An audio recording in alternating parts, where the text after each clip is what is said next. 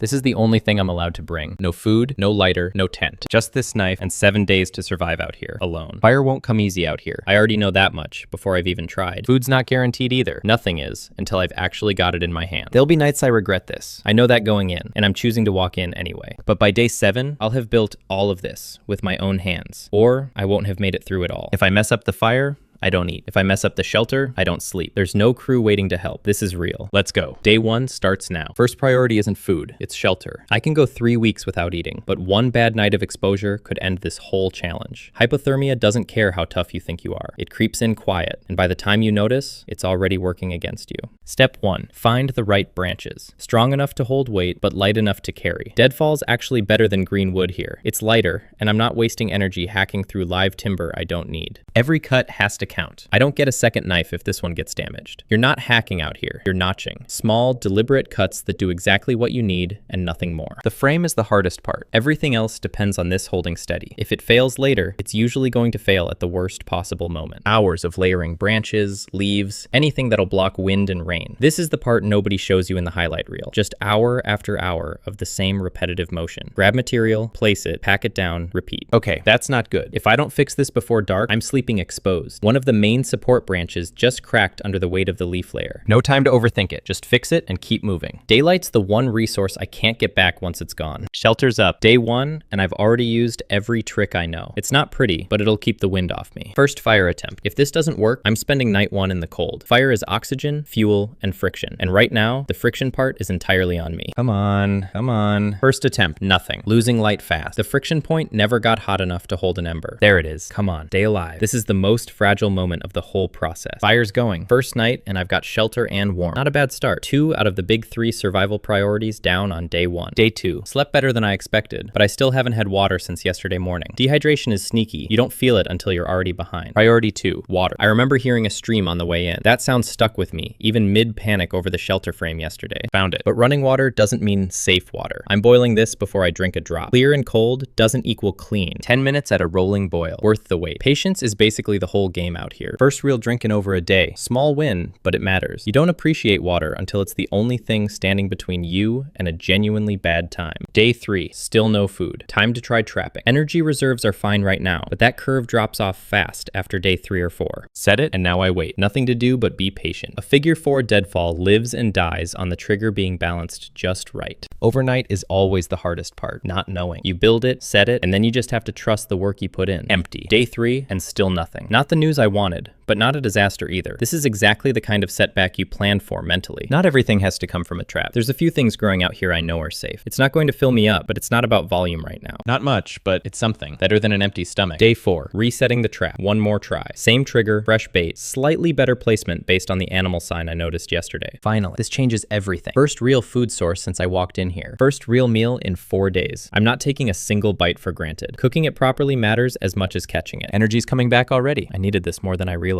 It's wild how much a single meal shifts your mental state. Day 5, and I don't like the look of that sky. Dark clouds building fast, wind already picking up in the treetops. If this shelter doesn't hold, everything from day 1 was for nothing. You don't get to fix a shelter mid-storm. Whatever's in place when the rain starts is what I'm stuck with. This is the worst night so far. I just need it to hold until morning. Heavy rain, low visibility, fire fighting a losing battle against the wet. It's holding. Barely, but it's holding. Some water's finding its way in at the edges, but the core is staying dry. Made it through the night. Shelter took some damage, but it worked. Waking up to clear skies after a night like that hits different. A few repairs, and we're back in business. Repairing's always faster than building from scratch. Small mercy at this point in the week. 6 days in. I've made mistakes, but I'm still here, and that counts for something. Day 7. Last day out here. Looking at the full camp this morning. Shelter, fire pit, the trap line still active. It's strange knowing this is the last morning I'll need any of it. 7 days ago, I walked in here with nothing but a knife. I built a shelter, started fire twice, found water, and figured out food with no backup plan. It wasn't easy. There were a few nights I wasn't sure it would work out, but it did. Looking back, the shelter cracking on day 1 and the storm on day 5 were the 2 moments that could have ended this early. Neither one did. That's down to not panicking and just fixing what was in front of me. If you want to see what's next, subscribe and tell me in the comments what the next challenge should be.